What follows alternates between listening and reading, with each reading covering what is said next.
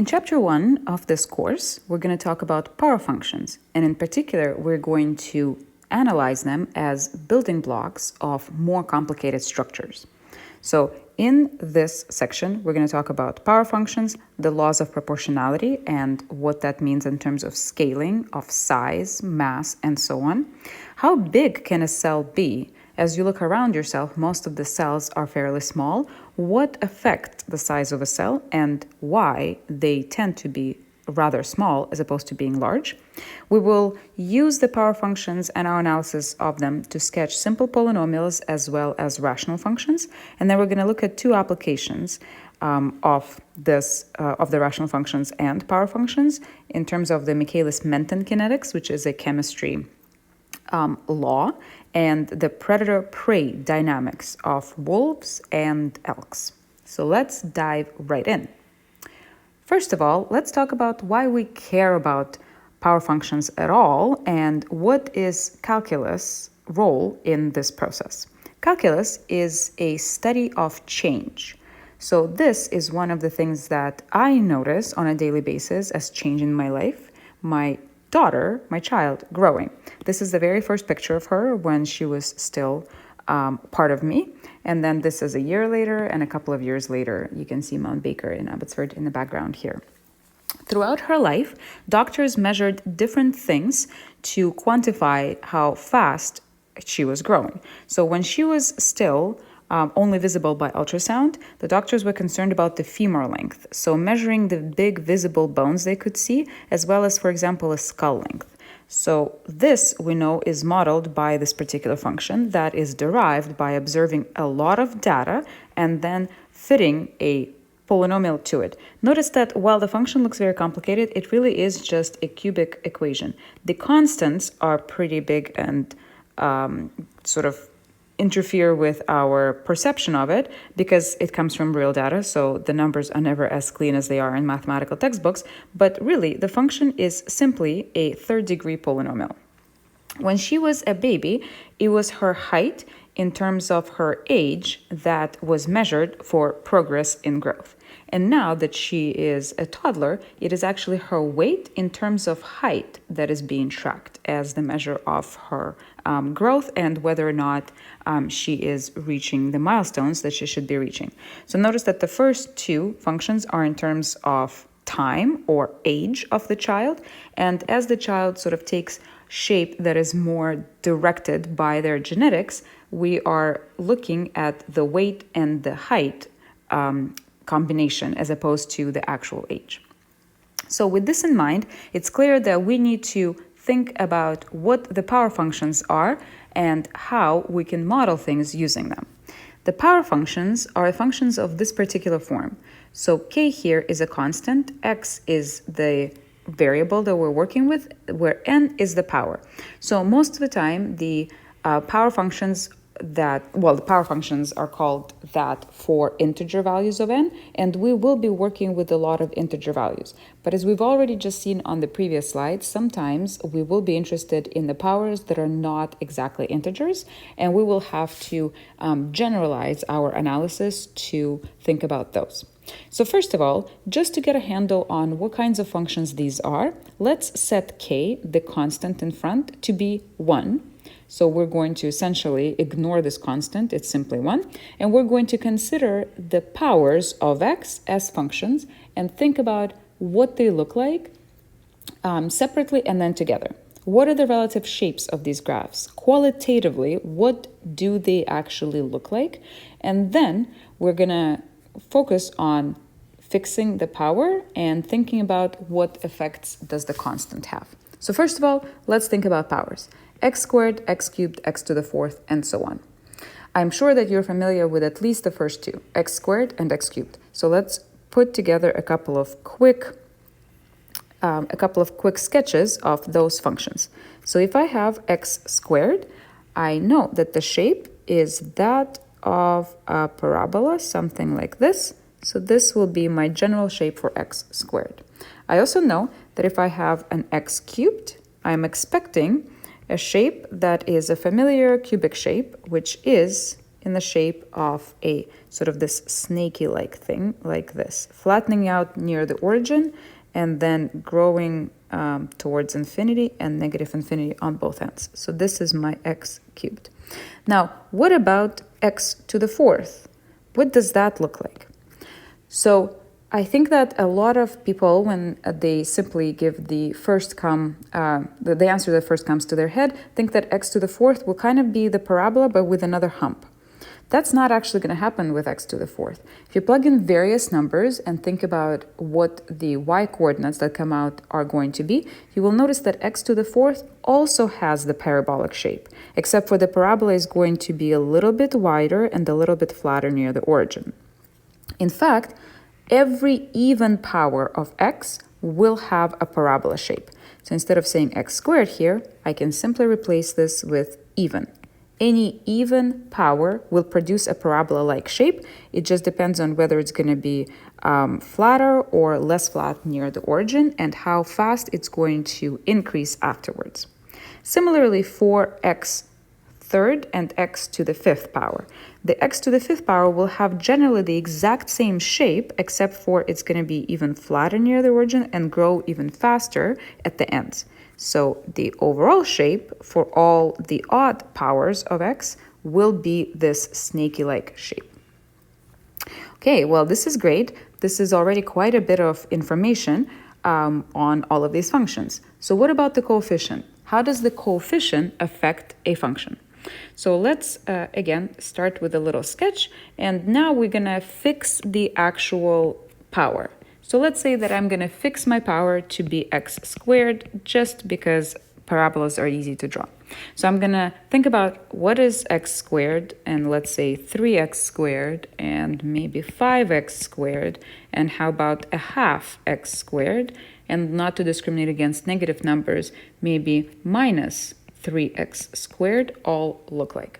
So let's try to put all of these functions together on the same graph so we know how they will interact with each other. Notice that I'm not actually going to, just like here, put any scale down. I'm interested in the general shape of these graphs, and in particular, relative shape of these graphs. How do they interact with each other? I'm not so interested in being very precise on the actual scale. So we're going to start with x squared. So let's say my x squared, you got to start somewhere, is going to be like this. Notice that I am drawing these freehand, so if my graphs come out not being perfectly symmetric, we're just going to have to use our imagination and say that this is a perfectly symmetric graph of x squared. Okay, well, what about 3x squared? If you do think about numbers here, so let's say if I plug in 1 into x squared, I'm going to get 1 squared, so 1 as well on the y-axis. When I use 3x squared as my function, if I plug in 1 into x as for x now, I'm going to have to multiply it by 3. So the point that corresponds to 1 will not be at 1 as x squared used to be, but it's going to be up at 3. Okay? And you can use this kind of analysis to figure out that the 3x squared parabola is going to be, it's still going to be a parabola, but it's going to be taller and thinner, just like this. Similarly, 5x squared is going to be taller and thinner still. So it's going to fit even further inside the current sketch, but it's still going to be a parabolic shape, right? The x squared, the even power of x, is what affects the overall shape, and the rest of it, how wide or how narrow it is affected by the corresponding constant. Half x squared. So now we have a number in front that is less than 1. So that means that if I plug in 1 into here, I'm going to get a half times 1 squared. It's going to be 1/2. So it's going to be below my original parabola. So this graph is going to be a wider parabola that fits underneath the currently existing ones, half x squared. Finally, what if the coefficient in front is negative? Negative 3x squared. Again, pick a number, let's say 1. I plug it into here. What am I going to get? 1 squared is 1. Minus 3 times 1 is minus 3. So that means that for this point, I actually have to go down 3 units to find my parabola. Remember from pre-calculus that the negative coefficient means that the parabola or any other shape is going to be switched. It's going to be reflected down. And so in our case here, my minus 3x squared is actually going to be the exact same shape as 3x squared here, but it's going to be looking downwards. Minus 3x squared. So overall, so far, what do we have? If I have an even power of x, I have a parabola shape. If I have an odd power of x, I have a snaky shape. And the coefficient affects how wide or how narrow my parabola is, with negative coefficient corresponding to the different direction of the parabola. Great. This is an excellent start. Now, what about if I have several different graphs of different power functions all on the same axis? So the powers I have here are x squared, x cubed, x to the fourth, and x to the fifth. So I can see that two of them, the red and the green, are parabola shaped, so they will correspond to the even powers. And I can see that the blue and the yellow are snaky shaped, so they will correspond to odd powers. This is already an excellent start, so let's actually think about making some kinds of labels. So these guys are going to be x to power even, and these guys are going to be x to power odd. Well, that's good, but now how do I tell a difference between which one of the even ones is x squared and which one is x to the fourth? Here is where it really helps to be reminded that if you don't know how to generalize a thing, but you have very particular functions you're working with, then you can always plug in numbers. Let's plug in different types of numbers. So for example, let's take a fraction, 1/2. We're going to plug 1/2 into all of these functions and see what the corresponding behavior is. So 1/2 squared, 1/2 cubed, 1/2 to the fourth, and 1/2 to the fifth. Versus what happens if I plug in a number bigger than 1? So let's say 3 squared, 3 cubed, 3 to the fourth, 3 to the fifth. Take a second here, find your calculator, and actually plug in these numbers and see whether or not, just based on the results that you're seeing, you can figure out which one of these graphs is exactly which one of these power functions. Okay, so if you've plugged it in, what you would have noticed is if you have a small number and you raise it to a bigger and bigger power, then your number gets smaller and smaller. 1/2 squared is a quarter, whereas 1/2 to power fifth is a much smaller number. So these are all going to be getting smaller and smaller and smaller. These numbers are decreasing. Whereas if you plug in numbers that are bigger than 1, the larger power will produce a larger number. 3 squared is 9, 3 cubed is 27, 3 to the fourth is 81, and so on. So these numbers grow bigger and bigger and bigger. These are increasing. And this is going to be essentially the clue to the behavior. Notice that all of these functions intersect at 1, which is why I picked 1. If I set any of them to be equal to each other, I will see that they will have to intersect at the origin and at 1. So let me actually label my point of intersection here as 1. And you notice that something happens before 1, and it completely reverses the behavior after 1. So for example, the red graph here was the highest, was on top of all the other graphs here. But after 1, it becomes the lowest of all of the graphs.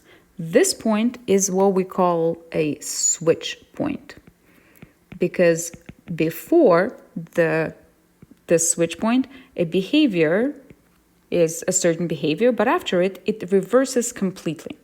So we are going to have to analyze the x's between 0 and 1, if we're going to stick to the positive x's, which we will for now, and then the x's that are bigger than 1. So this one, in this particular case, isn't arbitrary. It's the actual switch point. Generally, we're going to think about x being below the switch point and x being above the switch point. So what happens here is, look, the before 1 behavior means that the higher the power, the smaller the corresponding number. So if I plug 1/2 into different powers here, the biggest power will produce the smallest or the lowest number, whereas the smallest power will produce the largest possible value of them all. So between 0 and 1, the smallest power is going to be the one on top, or in other words, we say that the smaller power dominates. It dominates the actual behavior, okay? It produces the highest point of the ones available. If I, however, plug in something after 1, so in this case 3, I don't have the scale for 3, but let's say a point somewhere up here. If I look at what happens here, again, I have these graphs at different points at there, right? But I can see that the higher the power, the larger the number. So after 1, the behavior switches entirely, and now what used to be the lowest becomes the highest, because now I'm raising larger and larger numbers to the larger and larger powers. So after 1, the larger power dominates. And this surprisingly simple observation will be extremely useful throughout. So now, with this sort of observation and rule at hand, let's try to label our existing graphs. Between 0 and 1, the smaller power dominates. So the smallest available power is going to be the one on top, which means that this is going to be x squared. The blue graph, the next one up, is going to be the next smallest power, so x cubed. The blue one, x cubed. I don't have enough colors here, so you'll just have to bear with me not corresponding to the proper colors, but the green is going to be x to the 4th, and the yellow is going to be x to the 5th, okay? The smaller power dominates, and then they go down in the increasing order of the powers. After x equals 1, the larger power will dominate. So the graph that is on top of all of the others is going to correspond to the biggest available power, which of course is x to the 5th. So yellow is x to the 5th. The next highest graph will correspond to the next available largest power, so x to the 4th, x cubed, and finally x squared. Notice, of course, that your findings for what the small and what the large power are better agree. So here, the smallest power was x squared and was the highest graph, and here, the power was x squared, but was the lowest graph, and both represented the actual red graph, which is also consistent with our original observation that it has to correspond to an even power of x. And you can go through the rest of them the same way, right? So the blue graph is the second smallest, so it will be the second highest near the origin, and the second lowest at the large numbers, but it will always correspond to x cubed, which also corresponds to our very first observation about the fact that it follows a snaky shape and therefore has to correspond to an odd power of x. Okay? Very useful analysis that we're going to take with us throughout. Let's take a look at more examples. Here, I have x squared, x cubed, and x to the 4th, but now I also have different constants in front of them. So as opposed to the previous picture where all the graphs neatly intersected in the same point, here I have a bunch of different intersections because the constants are no longer all just one. However, power analysis only cares about the powers and not the coefficients, so we can apply the exact same process here. So from the previous slide, remember that for small values of x, in our case last time, it was between 0 and 1, but now I have to say for small values of x because I no longer have one uniform switch point. For small values of x, we're going to have that small power dominates. So that means that when I'm looking near the origin here for small x's, the smallest power will be the one on top. And then the second smallest power will be the next one up, and so on. So the smallest power will correspond to the red graph, which means that out of these three, the smallest power is x squared. So my red graph, as per that analysis, corresponds to k1 x squared. My blue graph, being the next one up, will correspond to the next power, so k2x cubed. And then according to this logic, the yellow graph has to be the fourth power of x. So k3x to the fourth. Now let's see if this is consistent with what is going to be observed for large values of x. So for small values of x, small power dominates. Now I can be a little bit lazy and copy out the exact same thing, except for I'm going to change it to talk about large values of x. So near infinity. For large values of x, large power dominates. So I'm looking at the endpoints here. The largest y value, the highest graph vertically will correspond to the largest available power, which in our case is x to the fourth. So the yellow here corresponds to x to the fourth.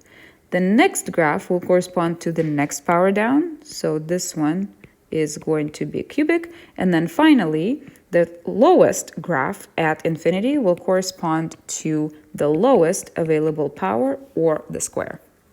Okay, comparing these two observations, again, they better be consistent. So my red graph here is x squared, and it is x squared here, and the two other ones also check out.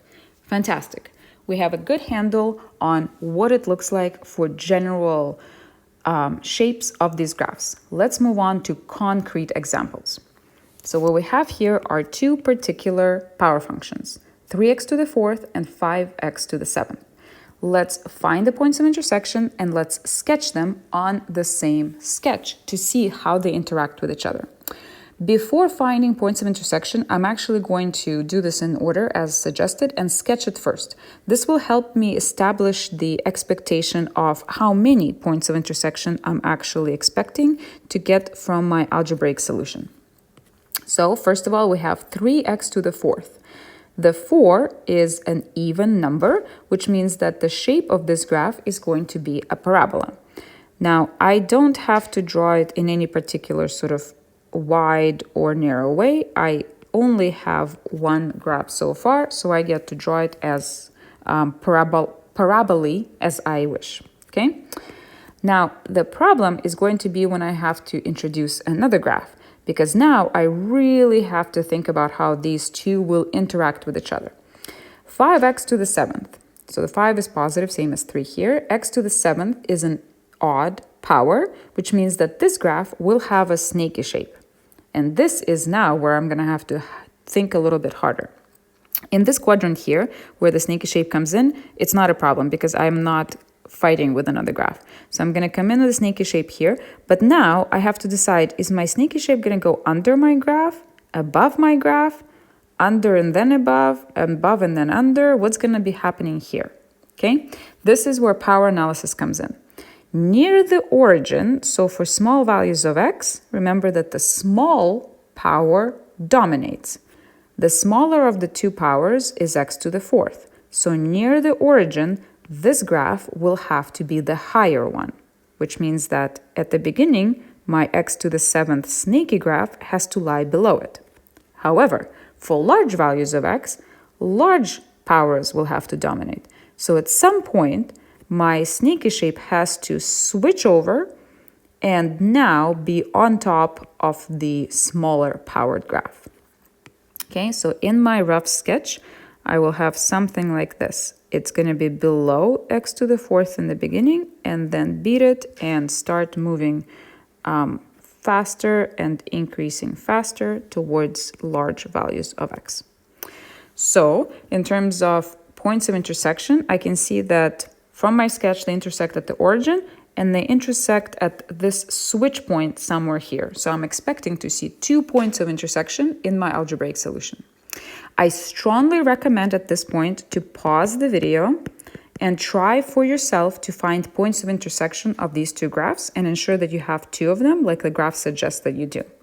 If you struggle to think about how to even approach it, I suggest you take a look at PREP, the pre-calculus review package, sections 2.1 and 2.3 that talk about the solutions to these types of equations.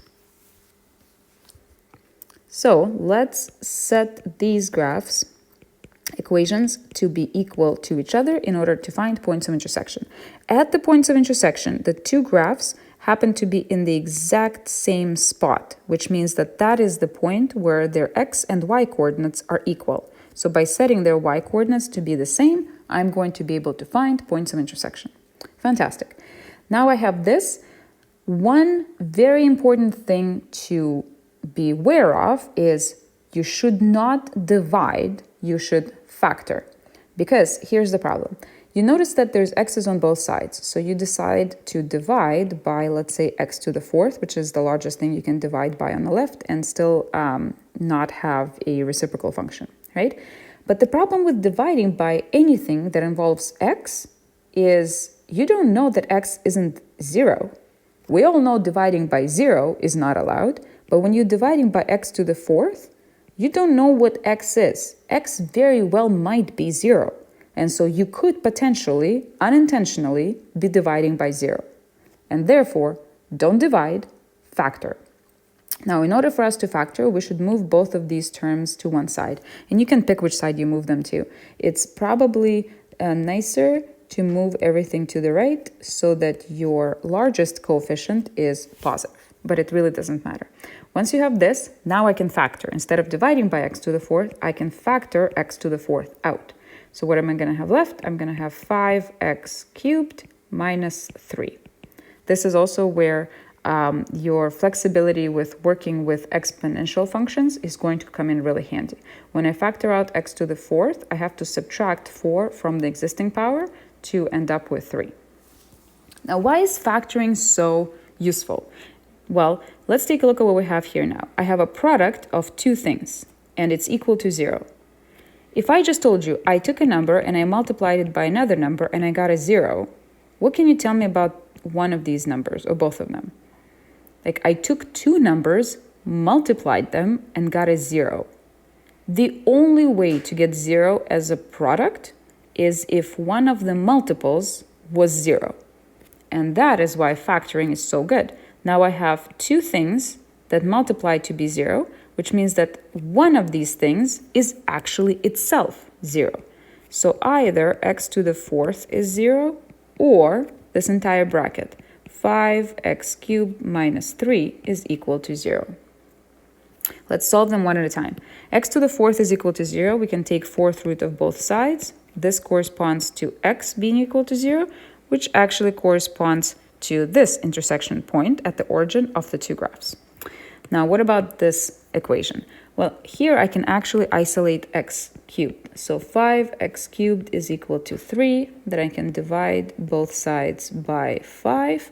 And then I can take cube root of my right-hand side, which leaves me with fifth root of 3/5. And that is my second intersection point here.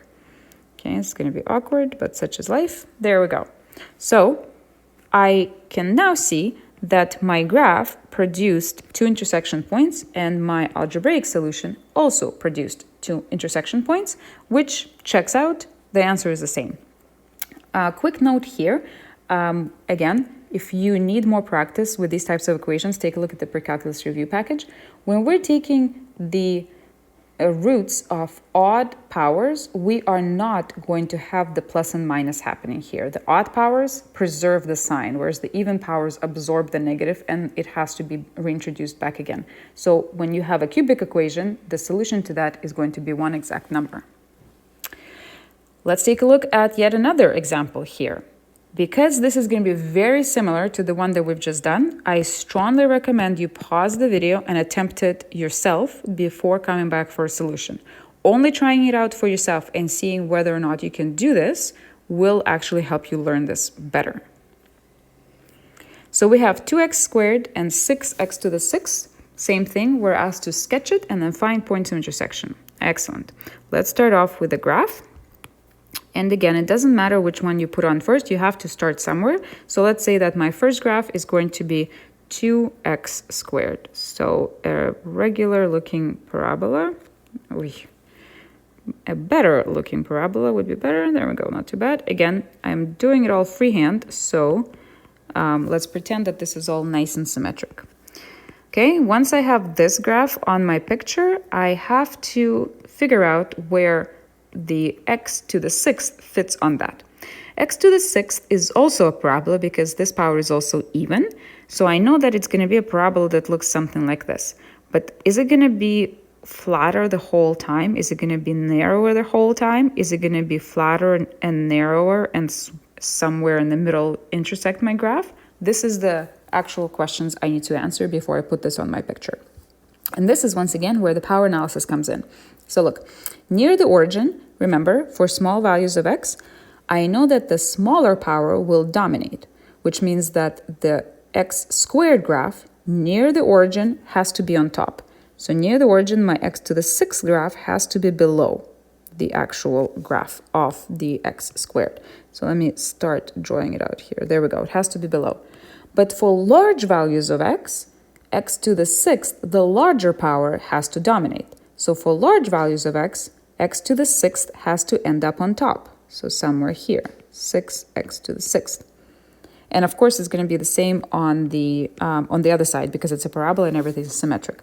So in order for me to actually connect these two pieces, I do have to somewhere in the middle cross the graph of 2x squared and introduce that point of intersection and that point of switch. Now again, because the graphs are actually symmetric, it's going to be the exact same thing happening on the other side. Oh, I have to say this, I'm pretty proud of how symmetric this ended up being on the first try. Almost never happens. Don't feel bad about having to redraw your graphs. They almost never will come out being exactly perfect. The idea is to be able to produce a qualitative picture of the general shapes, not to be able to produce a detailed, perfect graph like a graphing calculator would. So what do we have here? I have 2 points of intersection somewhere in the middle for the switch points and also intersection at the origin. So what I'm expecting from my algebraic solution is 3 different solutions to correspond to the 3 different points on this graph. So let's see if we can obtain those using algebra. So I set the graph equations to be the same. I will move everything over to one side. Again, doesn't matter which side. And then instead of dividing, no dividing, factoring. I'm going to factor stuff out. So what can I factor out here? I can factor out 2x squared. What am I going to have left is 3x to the fourth minus 1. Watch out here. This is a very common mistake that I see all the time. If you factor out the entire thing, what's left behind isn't nothing. What's left behind is a factor of 1, so that you actually have another term in here. And now again, we're going to apply the same logic as before. If I have a product of 2 things, it's only ever 0 if one of those things is 0. So I either have that 2x squared is 0, or I have that 3x to the fourth minus 1 is equal to 0. So solving the first one produces x equals 0, which corresponds to my origin here. So this guy right here, x equals 0, or I can just say 0. What about solving the other one? So here I'm going to isolate my x onto one side. I'm then going to divide both sides by 3, and then I'm going to take a fourth root of both sides. Because fourth root is even, what I actually have is plus or minus fourth root of 1/3. And these are my 2 roots, the positive one and the negative one that I can see on the picture. So I expect 3 solutions here, and I get 3 solutions here. This is why having the graph is so useful, because you establish an expectation of how many points you're going to get. And if you made a small mistake here and forgot to do plus minus and only had the positive, you would notice that you ended up with 2 solutions, whereas you should have 3 of them. And the graph would essentially allow you to realize that you should go back through and check your math in the algebraic sense of that. Okay? Graphing is always a great first step to establish an expectation and a great last step to check whether or not your algebraic solutions correspond to the graphical ones.